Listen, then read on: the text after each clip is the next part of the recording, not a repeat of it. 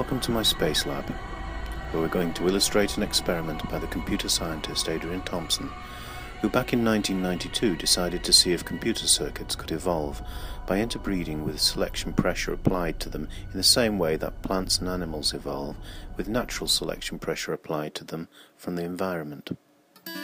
What he found was that they could, but how they did it and the results he got were truly astounding. It's well known that computer algorithms can be combined and recombined to evolve in a way that simulates evolution by the process of natural selection. It had never been done with computer circuits because of the thousands of hours it would take to build new circuits by hand. Thompson used something called a field programmable gate array, which sounds a little bit like Doctor Who speak, but is actually a computer chip with a series of transistorized cells or logic gates that are programmed by an instruction in software.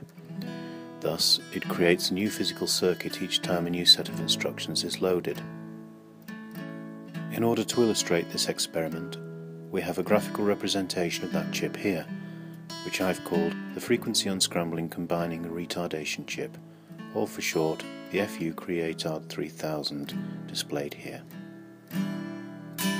In order to simulate environmental pressure, Thompson decided his chip should take an input of either 1 kHz or 10 kHz, which we shall call a low tone or high tone respectively. He decided that a successful circuit design would be one that put out a steady output of 0 volts when a high tone was input, and any reasonable steady plus voltage in response to the low tone input. In practice, this was about 5 volts steady output. Thompson's chip had 100 logic circuits on board. He randomly generated 50 instructions in a series of sets. He loaded each set and tested the output they generated. The more successful ones were allowed to contribute to the electronic gene pool by letting them copy and recombine with other successful algorithms to create a new instruction set. The unsuccessful ones were merely killed off and not allowed to propagate.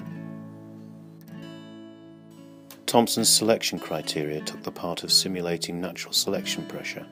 In the first case, it was merely anything that looked like it was not completely random. At first, things went slowly.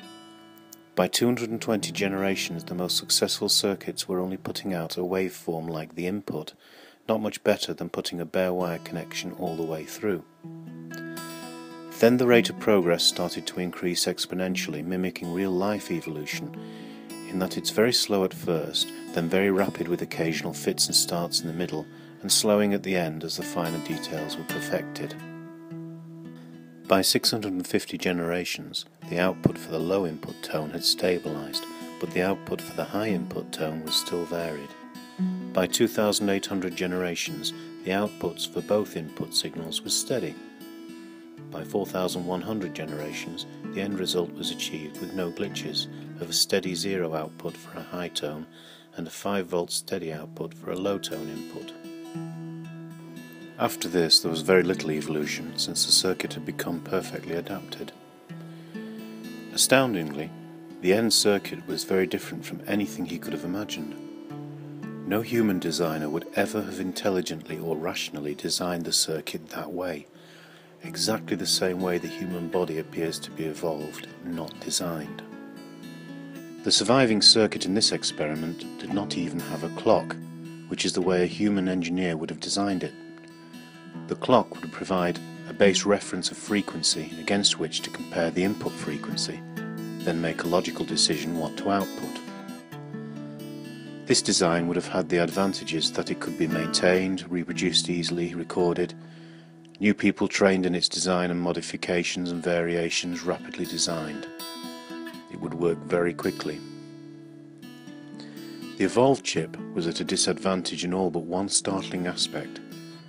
The clock alone would take 100 circuits. The designer could never have achieved the results so efficiently. The truth is, nobody knew exactly how the circuit worked. They could only guess. But God done it was not going to be the answer.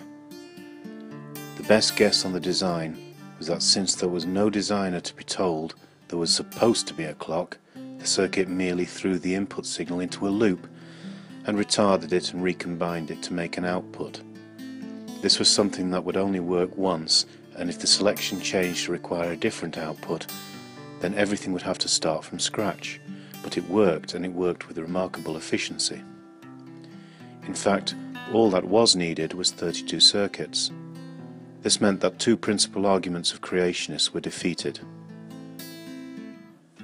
Firstly, the argument that complex things cannot arrive by random chance is defeated.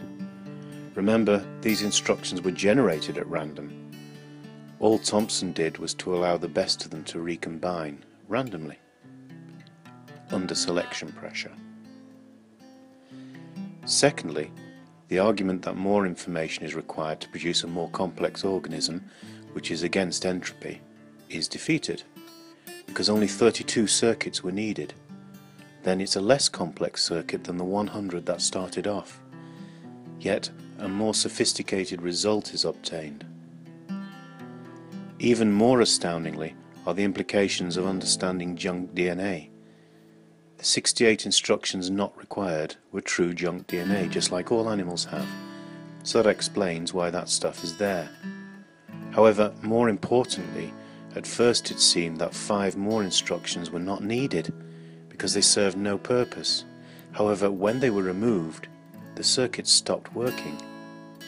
It would seem just their presence there physiologically affected the circuit. The implications could be that not all our junk DNA may be as much junk as we think. What is certain here is that the design that natural selection takes, or in this case, artificially simulated natural selection, follows the rules of emergent logic, similar to ant colonies, for instance. To all those who cling on to creationism, all I can say is, have faith in us, because we're Evo gurus.